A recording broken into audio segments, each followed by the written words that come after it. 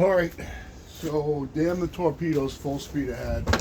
Sick of being in the house, sick of being around COVID. Um, Looks like we're all negative now, which is good. Uh, it's kind of off and on rain, and I was waiting for 1 o'clock, but the hell with it. We're going to work on this handle today. We're going to work on it outside because we're going to use some power tools that most people would have, and we're going to expedite this process so it goes faster. You certainly could take this handle and sit there with a draw knife and draw knife it down perfectly, as you can see from where the tenon's going through the axe head right now. You can draw knife it down in any shape that you want.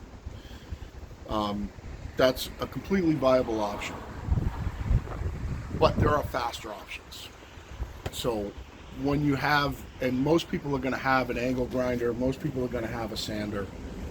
So using those will expedite this process and make it go faster. I'm also going to do a little bit of stock removal with a little handheld router to show you that too, to knock these corners off.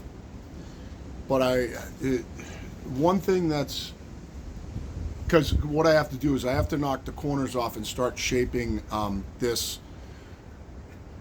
seat here, where the axe head is going to go down against the seat. I've got to get rid of this shoulder and round it in, and round these edges off. So what I'm going to do is I'm going to take the router and do that. One thing that you got to think about when you do this, don't make some of the same mistakes that I have, and I'll show you a couple of projects I did early on, kind of like in my apprenticeship, was I made a couple of mallets. I made these two mallets, and the task was, one was a through mortise and tenon, and that they were made out of logs. So pick out a couple of logs. This was an oak log, and these two handles are out of maple, just out of a maple log. Literally hack a piece off, break it down, shape it, the whole 9 yards. One had to be a removable handle. This one's removable with a through tapered tenon. Here, I'll show you. With a through tapered tenon. So this was a through tapered tenon that I actually cut by hand to match the taper on the handle. You can see that it's maple. And this one was just convenient because you can remake a handle fairly simply. So this was one, and then there was one that's fixed through mortise and tenon. I don't know if I can get the fit on it very well. This doesn't look like, I can't see very well in the light, but it came out great. So just a couple of pieces of oak, all the shaping, these are well used now. And the one thing I learned is that order of operations when you do this is very, very important, because you can really screw yourself if you go out of order. If you, and I've seen this in some other people's videos, I won't say who, but if you shape this axe handle first, you're going to have a hell of a time holding on to it. So doing it to where it's still square, has some flat sides to where you can put it in a vise and stuff like that, is really important until you get down into the shaping stage, because the shaping stage is really arbitrary. You can kind of do whatever you want. So you kind of have to think things through a little bit. Like the groove that we have to cut in this for the wedge, when you're going to do that, all right? I might want to do that while I still have pretty flat sides on here, so I can do it on the bandsaw. You can go ahead and freehand it if you want, but you could cut that groove really simply on the bandsaw, as long as you get a flat to rest it on the bandsaw, and it's over in 2 seconds, rather than you have this round thing and you're trying to figure out how to mark your center, like marking all the centers and everything first, how to mark your line. You can see there's a line already on there. Hopefully that focuses in on it. So if you go ahead and shape this thing, get this axe head on, you shape the whole handle, and then you try to figure out where the center of that is and how you're going to mark it and all that. Not that it really matters. It doesn't really matter if the wedge is a little askew. But the principles of it are that if you're ever going to do this for a customer, you need to think about these things because you want it to look good when it's done. So what I'm going to do right now is I'm going to mark the center line of this side and this side. And what that's going to help me do is when I shape this handle, it's going to give me a termination point right in the center for my radiuses as this handle becomes, an oval shape, kind of. So it's actually going to be kind of thinner on the bottom than on the top, I think. But to have those lines on there, that gives you a point to stop when you do your shaping so that it stays straight. So that's what we're going to do first. We're going to mark the centers. And then I'm going to route off the edges on that thing.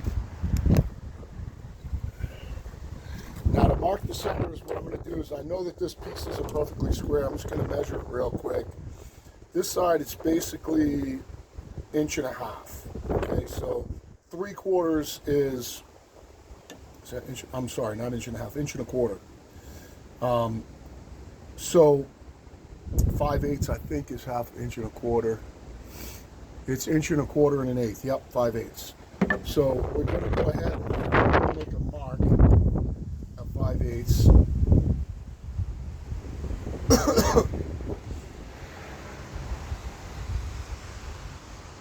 This doesn't have to be perfect because this is a guideline.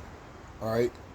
You could put a mark 5/8 here and 5/8 down here, stick a ruler on here, draw a line. You could just go ahead and do the Paul Sellers, rough method where you just kind of set your finger against it and mark it like that. That would be fine too. I'm just going to go ahead and use a marking gauge to do it because I have them and it's easy. I'm going to go ahead and stick my marking gauge on 5/8. Just run my gauge up against it. Son of a bitch, it's going to be. Sorry. I'm going to be fighting this a little bit. Just make sure that you can see what I'm doing. Yeah. So I'm going to stick my marking gauge in at 5/8. I'm just going to take it down. I'm going to check myself really quick. So what I do is I'll run it on this side like that, and then run it on this side like this. And if there's any difference between the lines, it's the center. There's a difference. Let's do it right here.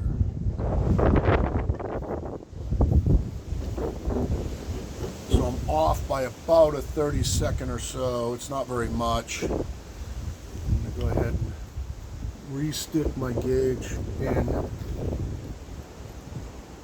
right in between the two lines that I just made.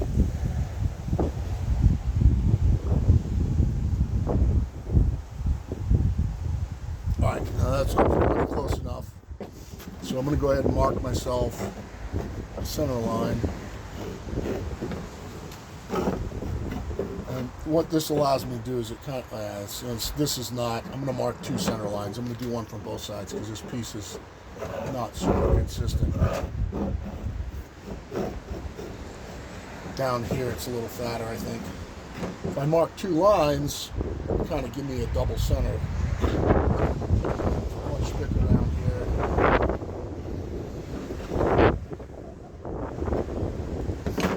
So that gives me a good guide to where the center is when I'm rounding.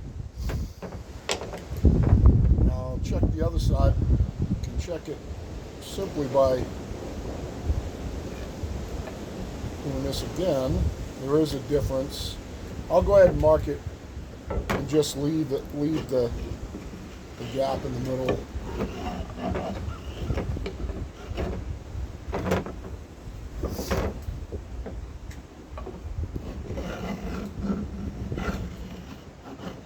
The scratch is going to come out later, but at least it'll just kind of give me an idea where the center is. So this gets a little thicker down here.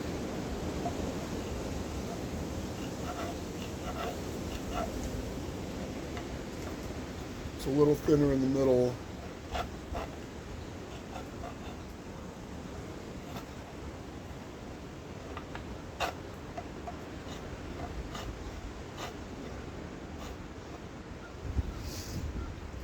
So now I've got a mark on both sides where the center is.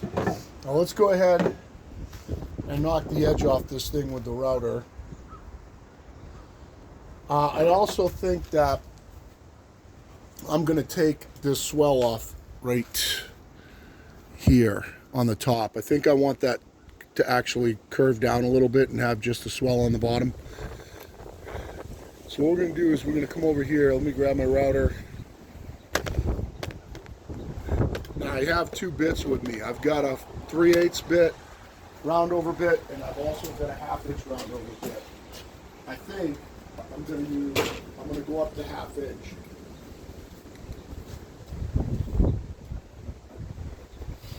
I'll show you the cast of tools that I brought out in a minute, but I think I'm going to go up to 1/2 inch. And because 1/2 inch, what it'll do is it's going to, let's see if I can get you a good view. What 1/2 inch will do is it's going to get me almost to the middle, but not quite. So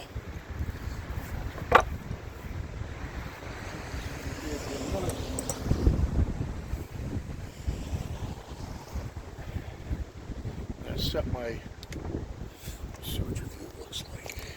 You looking down too much? No, you're perfect. I'm going to set my router bit by eye. Doesn't need to be anything special. I just don't want it done. All I'm doing is removing material right now. I want to be cutting in this down this side, that this side. Damn it. Fuck.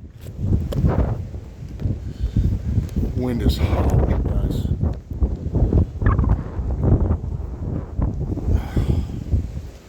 Son of a bitch.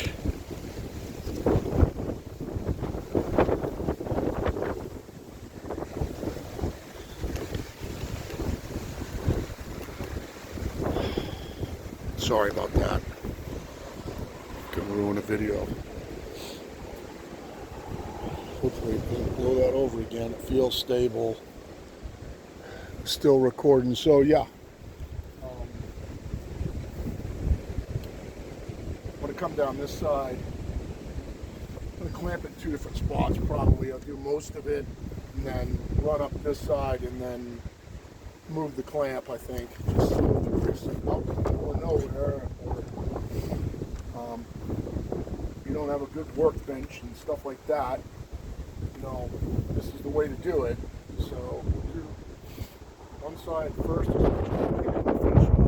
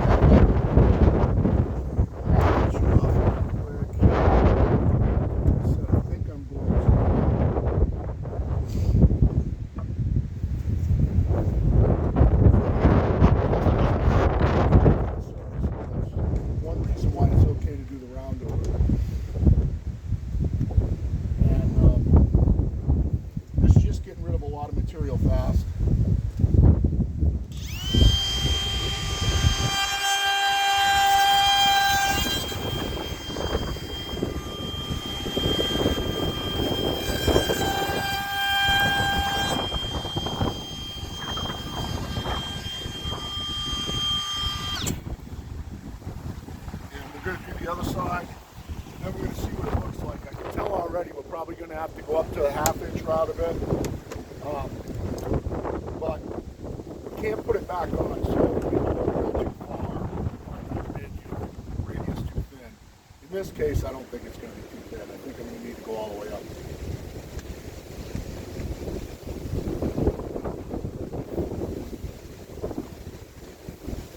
Both sides.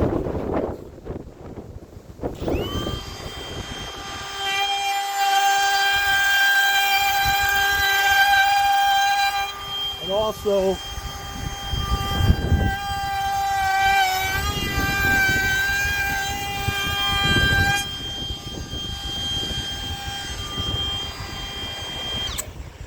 starting with the 1/2 inch bits, taking off a lot more material.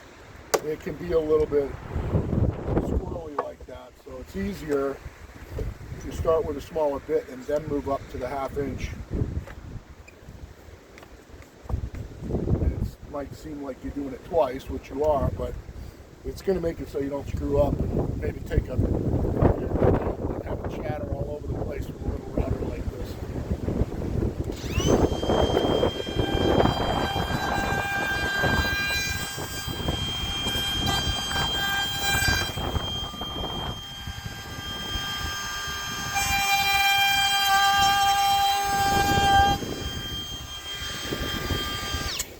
So, as you can see, we just went from a square. Oh, get a piece of rebar in the ground right there. We just went from a square to kind of, oh, look at that. Now we're kind of looking more like a handle. I'm going to pause you guys and switch to a 1/2 inch bit. Alright, I just switched the bit out. We're going to go ahead and do this both sides with a 1/2 inch bit. It's really going to look like something after this.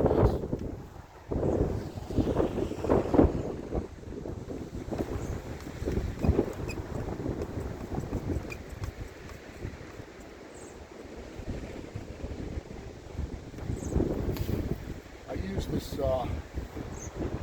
router out in the field a lot. Round it over the ends of boards and stuff like that.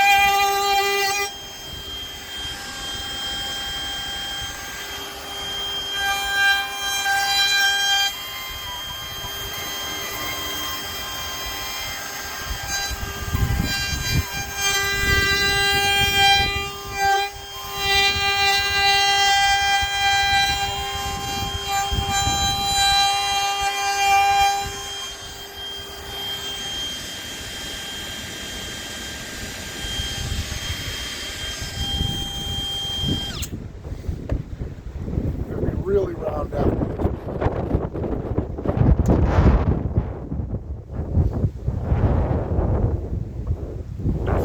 Finish it. And as far as all the burning and stuff goes, like I said, this is just removing material. This is not a finished step at all. Now, I guess it could be a finished step if you wanted to, but we're going to go to grinding on it. And I'm just trying to remove material as fast as I can right now.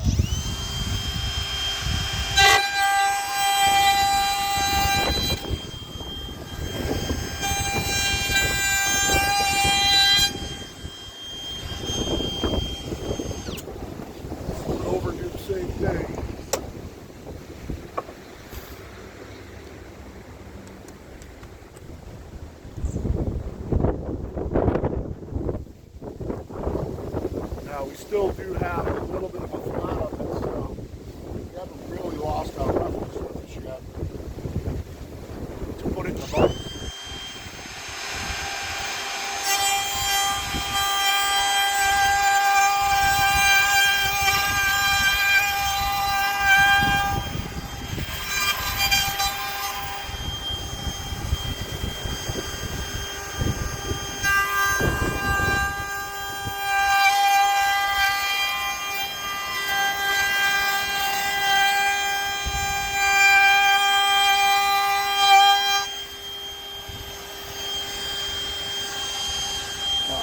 get where that switch is, and we'll just do the final piece, and then we'll really have a handle looking thing.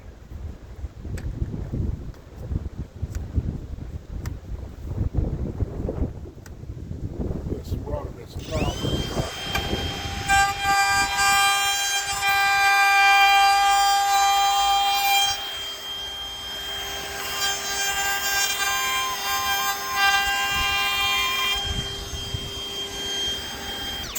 oh, I love the smell of white oak. All right, so we're done with the router. I'll show you the handle in 1 second. Let me just get this out of my way.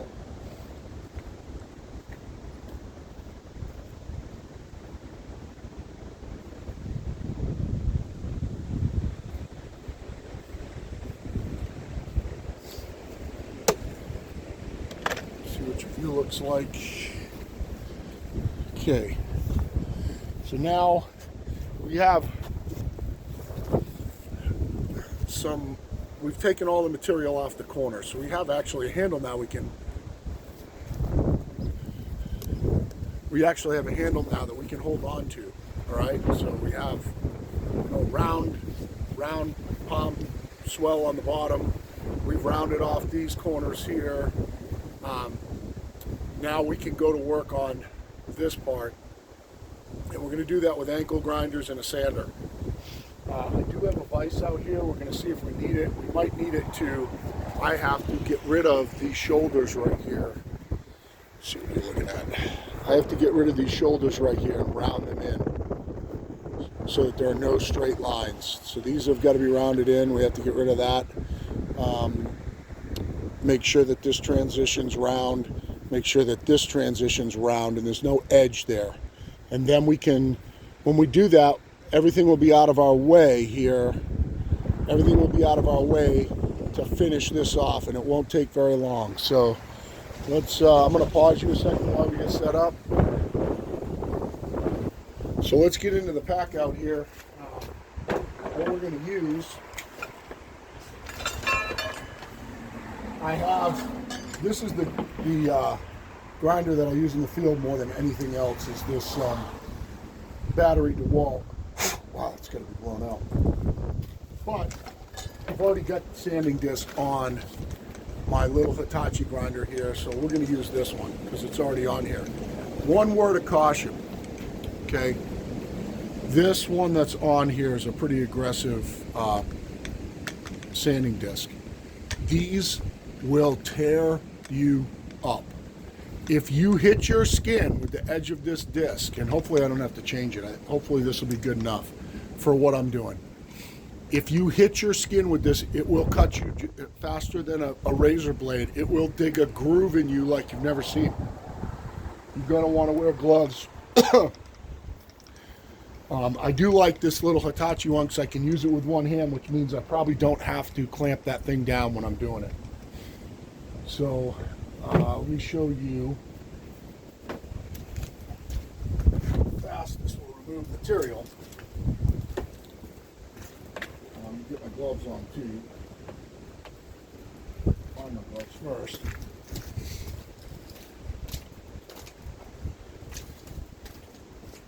Now you got to be careful with this thing because it will go right through the gloves. All right.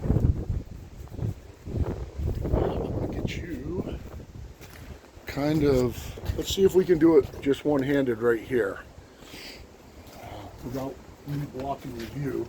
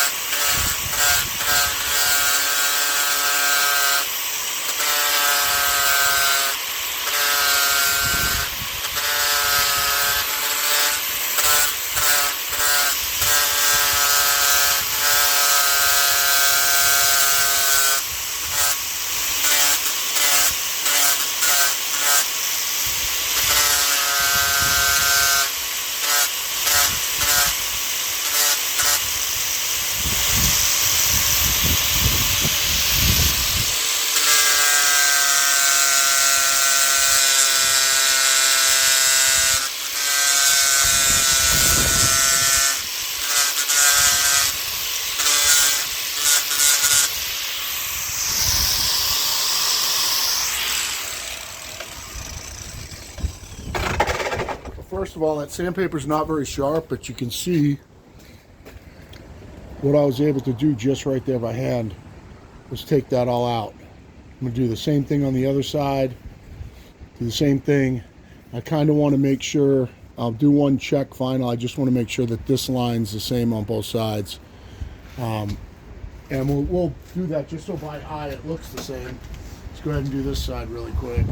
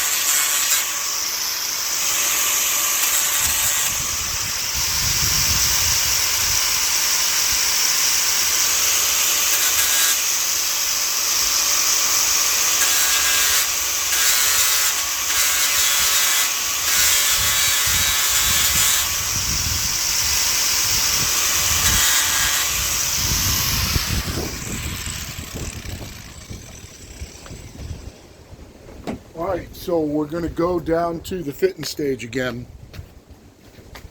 What I've done is I've eased all the transitions very basically. I'm still fat here. I'm fairly close on this side.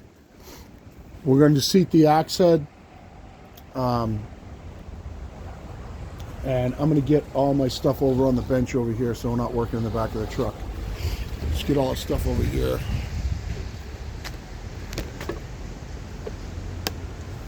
Just going to pause you real quick while I get some stuff out. Alright, we got all our components out, and what we're going to do is we're going to see if we can final fit this axe head.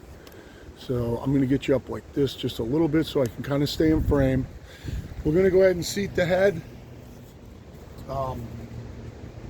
And we'll take it off, see where we are.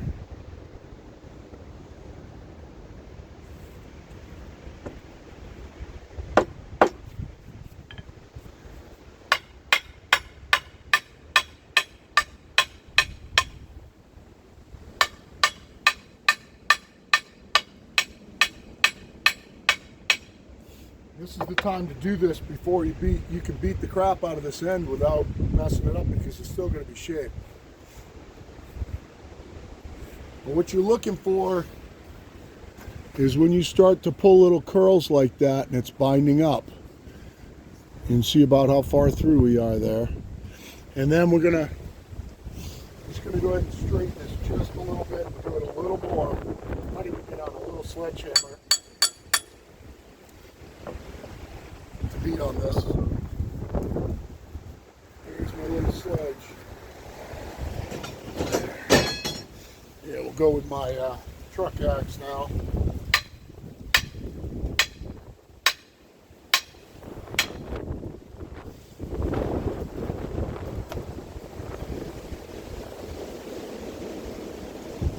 So we got pretty good curlicues right now. All right, it's not going to go any further. We're going to tap the head off. We'll grind it a little bit wherever it's hitting. We'll avoid the spots where there's no curlicues. All right.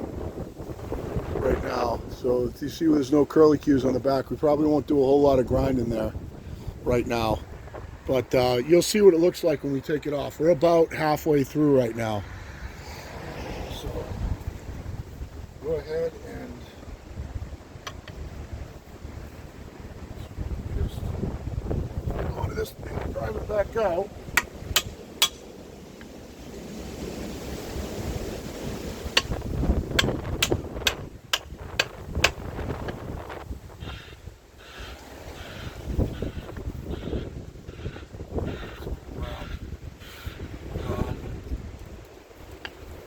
Moving a little bit.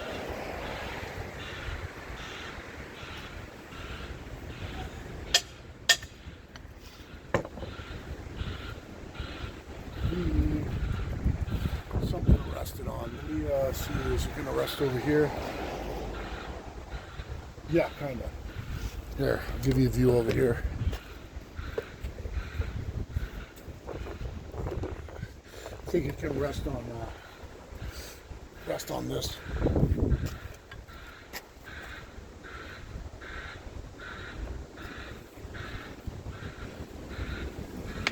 So just to show you don't need a fancy bench or anything, or is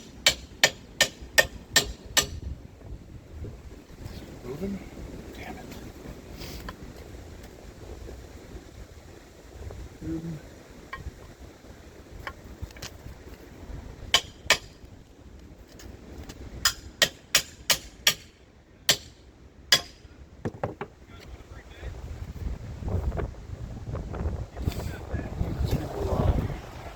I'm going to pause you 1 second. I'm going to pause you. I need to come up with a way to hold this thing. All right, let's try this. Move this over and stuck a couple boards here. Try and drive it out like this.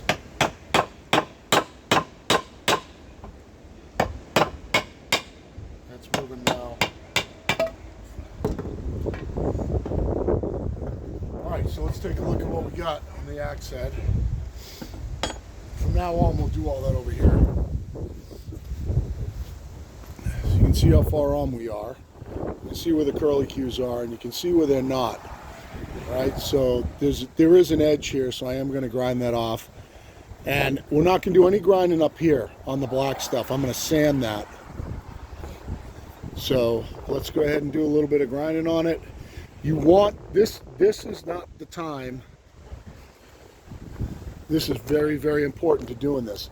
This is not the time to go fast and go too far. You want to creep up on this. If this takes 10 shots, take 10 shots. You don't want to go too far. You want a good solid fit. The better you fit, the longer it's going to last. So let's go ahead and take the curlicues off.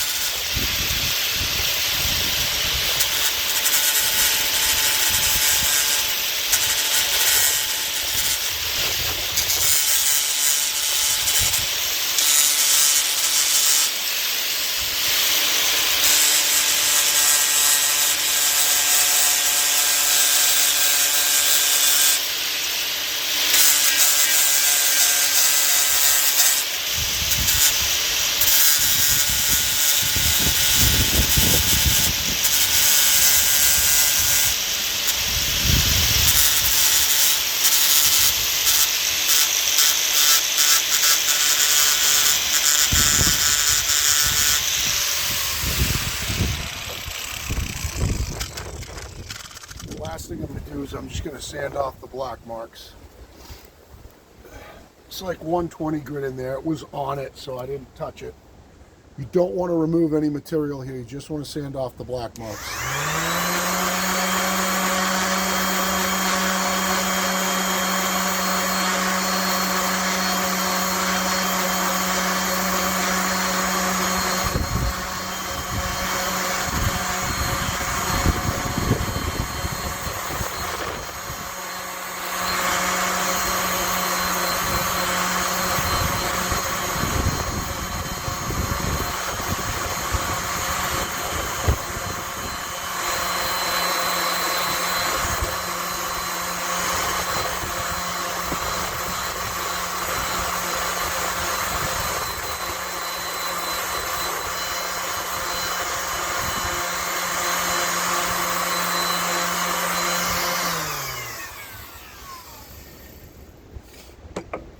It's super light pressure each time.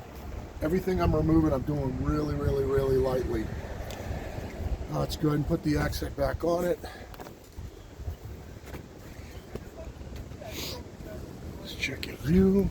Let's put the accent back on. It's going to go a little further each time.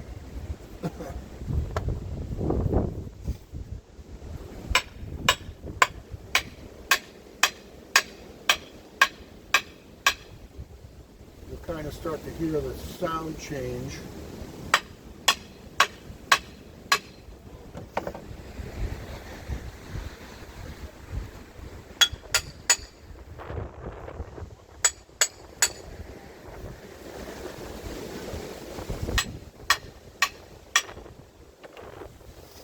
Okay, I'll show you again. We're not going to mess around now. Got the curly cues all pulling up good. We're getting close. We're almost through. Let's beat it out. Get you through over here.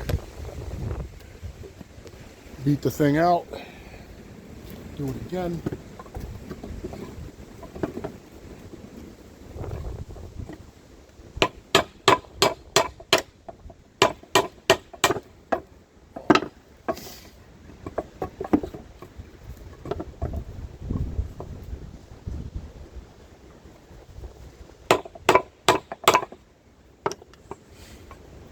Screwed down, it'd be better.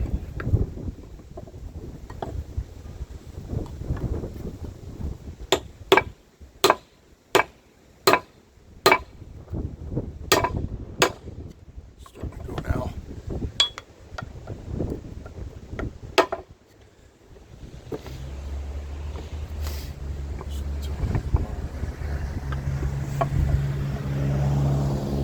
This was easier on my bench, but not everybody has a kick-ass bench to do this.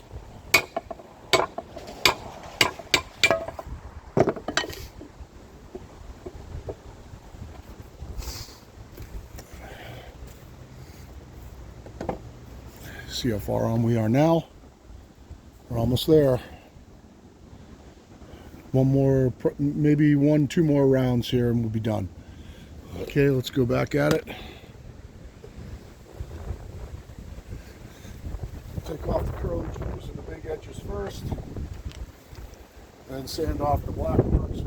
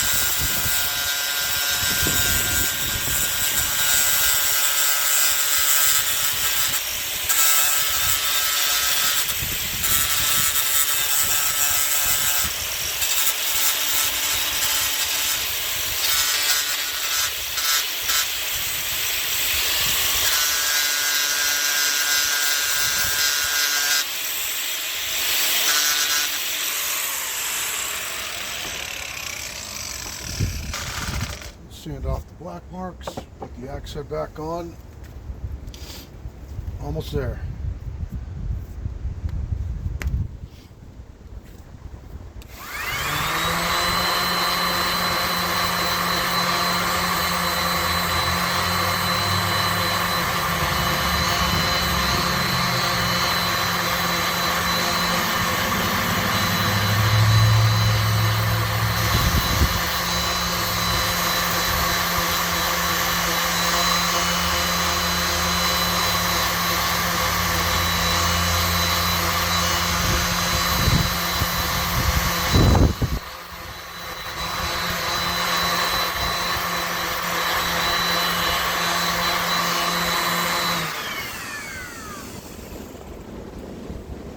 going. We're almost there, guys.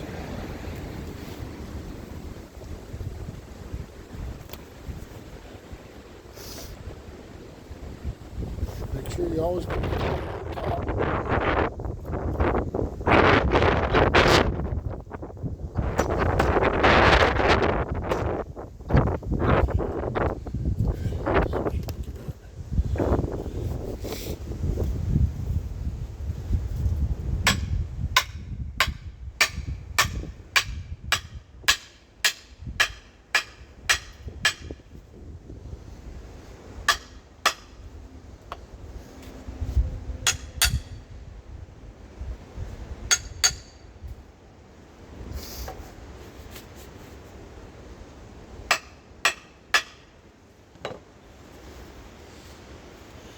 Okay, you can see how close we're getting.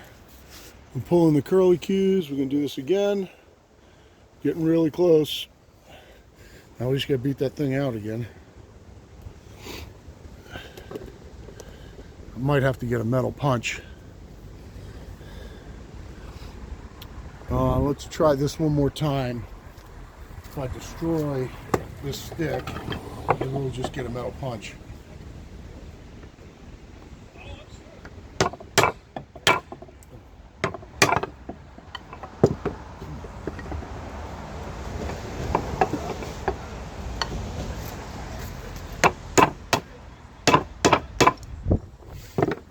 Probably gonna have to get a metal punch. It is moving, but I'm destroying that stick.